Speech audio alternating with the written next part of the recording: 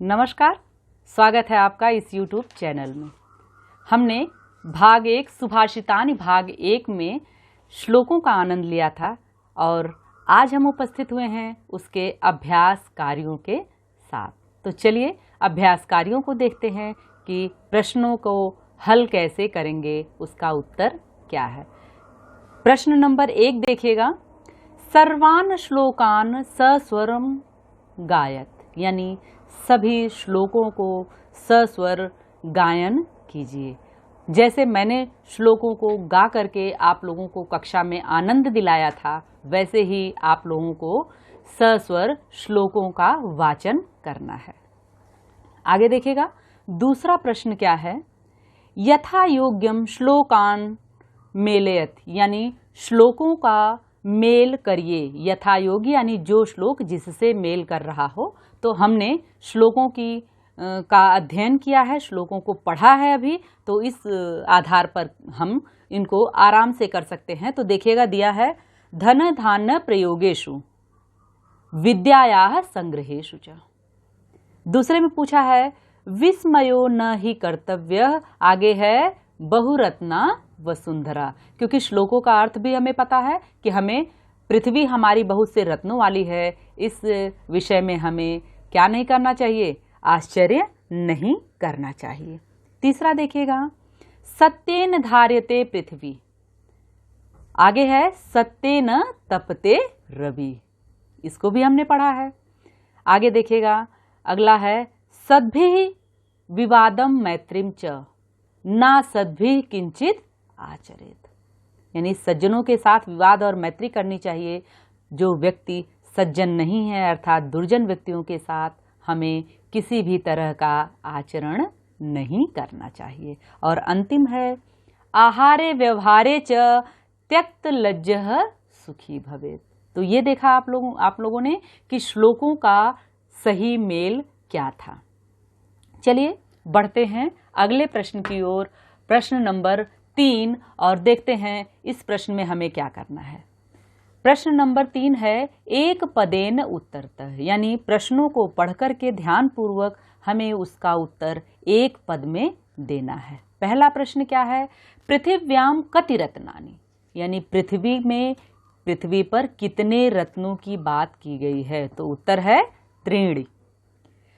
दूसरा है मूढ़ैः कुत्र रत्न संज्ञाम विधीयते, मूर्ख लोग किसको रत्न की संज्ञा देते हैं, तो क्या है उत्तर, पाषाण खंडेषु रत्न संज्ञाम विधीयते। अगला देखिएगा, पृथ्वी केन धार्यते, तो पृथ्वी सत्येन धार्यते। अगला प्रश्न है कई संगतिम कुर्वीत, यानी हमें कैसे व्यक्ति की संगति करनी चाहिए, तो हमें कैसे व्यक्ति की संगत करनी चाहिए, सद्भिः यानी सज्जन व्यक्तियों की। और अंतिम प्रश्न पूछा है लोके वशीकृति का, यानी इस संसार को वश में करने का मंत्र क्या है, तो है क्या मंत्र, क्षमा। तो ये आपने देखा कि प्रश्नों के उत्तर हमने एक पद में दिए। आगे देखिएगा, प्रश्न संख्या 4, देखिए इसमें क्या कहने के लिए कहा गया है, रेखांकित पदानि अधिकृत्य प्रश्न निर्माणम कुरुतः। यहाँ पर कुछ शब्दों को रेखांकित कर दिया गया है जिसके आधार पर आप लोगों को प्रश्नों का निर्माण करना है। अब देखिएगा, पहला है सत्येन वाति वायु। अब यहाँ पर सत्येन को अंडरलाइन कर दिया है और सत्येन के आधार पर आपको प्रश्न निर्माण करने के लिए कहा गया है। तो सत्येन की जगह पे हमें केन रख देना है, यानी सत्य से वायु बहती है तो किससे वायु बहती है, अर्थात केन वाति वायु। दूसरे में देखिएगा, सद्भिः एव सहासीत। अब यहाँ पर सद्भिः को अंडरलाइन किया गया है और कहा गया है कि सद्भिः के स्थान पर प्रश्नवाचक शब्द रखिए। तो सद्भिः एव सहासीत, तो पूछता है कई एव सहासीत, यानी किसके साथ हमें रहना चाहिए, तो उत्तर आया कि सद्भिः एव सहासीत। अगले में देखिएगा, पूछा गया है कि वसुंधरा बहुरत्ना भवति। तो वसुंधरा को अंडरलाइन किया गया है और पूछा गया है प्रश्न निर्माण के लिए, तो वसुंधरा की जगह पे हो जाएगा, वसुंधरा चूंकि स्त्रीलिंग में है इसलिए का, प्रश्नवाचक शब्द बनेगा का बहुरत्ना भवति। आगे देखिएगा, विद्यायाः संग्रहेषु च त्यक्त लज्जः सुखी भवति।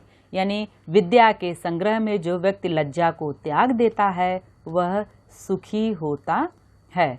और विद्यायाः को यहाँ पर रेखांकित किया गया है, अंडरलाइन किया गया है, और प्रश्न बनेगा कस्याः। विद्यायाः भी यहाँ स्त्रीलिंग है तो कस्याः, ठीक है, कस्याः संग्रहेषु त्यक्त लज्जः सुखी भवेत्। अगला प्रश्न देखिएगा, सद्भिः मैत्री कुर्वीत। और यहाँ पर मैत्री को अंडरलाइन किया गया है, तो यहाँ पर मैत्री की जगह पर प्रश्नवाचक शब्द बनेगा किम। सद्भिः मैत्रीं कुर्वीति, यानी सज्जनों के साथ हमें क्या करना चाहिए, यही प्रश्न बनेगा। तो सद्भिः के साथ यानी सज्जनों के साथ हमें मित्रता करनी चाहिए। चलिए आगे बढ़ते हैं और प्रश्न संख्या 5 देखते हैं। प्रश्न संख्या 5 में पूछा गया है प्रश्नानाम उत्तराणि लिखतः। यानी इन प्रश्नों का, यानी जो निम्नलिखित प्रश्न है, नीचे दिए गए प्रश्न हैं, इनके उत्तर लिखना है। प्रश्न पहला पूछा गया है कुत्र विस्मयः न कर्तव्यः। किस चीज में हमें, यानी कहाँ पर विस्मय, आश्चर्य नहीं करना चाहिए। उत्तर में है वसुंधरा बहुरत्ना अस्ति अत्र विस्मयः न कर्तव्यः।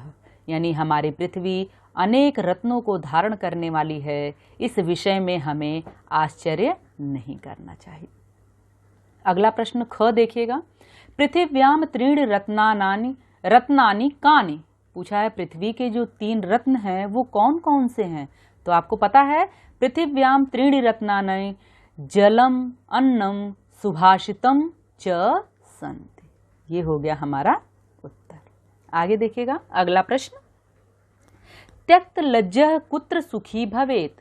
जो व्यक्ति लज्जा को त्याग देता है वह कहाँ पर सुखी होता है।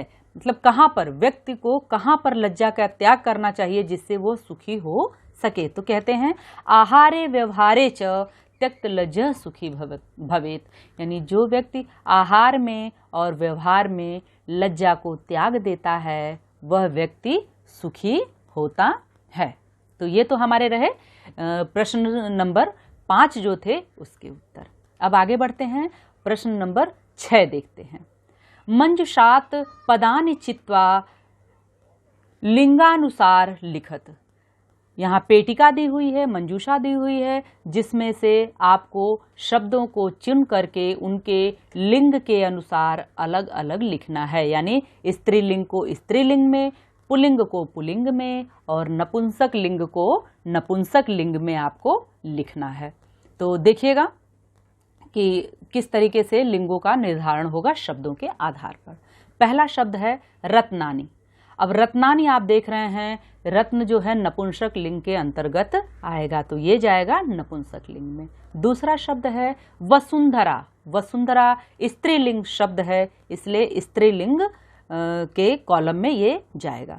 सत्येन, सत्येन क्या है, यह भी नपुंसक लिंग शब्द है।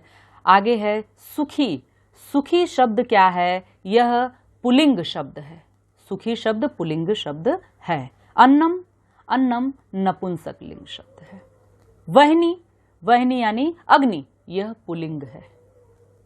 रवि यानी सूर्य, यह क्या है, पुल्लिंग शब्द है। आगे है पृथ्वी, स्त्रीलिंग शब्द। संगतिम, संगतिम यह जो शब्द है यह भी हमारा स्त्रीलिंग के अंतर्गत आता है। तो इस तरह से आप लोगों ने देखा कि पुल्लिंग, स्त्रीलिंग और नपुंसक लिंग शब्दों को किस तरह से अलग किया गया, विभाजित करके उनके कॉलम में लिखा गया। आगे बढ़ते हैं और प्रश्न संख्या 7 पर दृष्टि डालते हैं कि इसमें क्या पूछा गया है। देखिएगा, अधोलिखित पदेषु धातवः के सन्ति। यानी नीचे लिखे पदों में कौन सी धातु है। अब देखिएगा, पद दिया हुआ है और उसके सामने धातु दी हुई है। करोति, इसमें क्री धातु है। पश्य, इसमें दृश धातु है।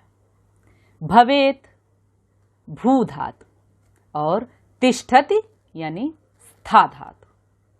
तो ये देखा आपने कि किस तरीके से पदों में कौन सी धातु है, ये हमने जाना। तो यहाँ हमारे अभ्यास के प्रश्न पूर्ण होते हैं। उम्मीद करती हूँ कि आपको इन प्रश्नों के उत्तर भली भांति समझ में आ गए होंगे। वीडियो देख करके आपको आनंद आया होगा। यहाँ पे हमारी ये वीडियो संपूर्ण होती है। सुभाषितानि पाठ 1 पूरे श्लोकों के साथ, व्याख्या के साथ और अभ्यास कार्यों के साथ पूर्ण होता है। जल्द से जल्द आपसे मिलेंगे एक नई वीडियो के साथ। और ये वीडियो आपको कैसी लगी इसके बारे में मुझे ज़रूर बताइएगा। अपना ध्यान रखिएगा, प्रसन्न रहिएगा। वीडियो देखने के लिए आपका बहुत बहुत धन्यवाद।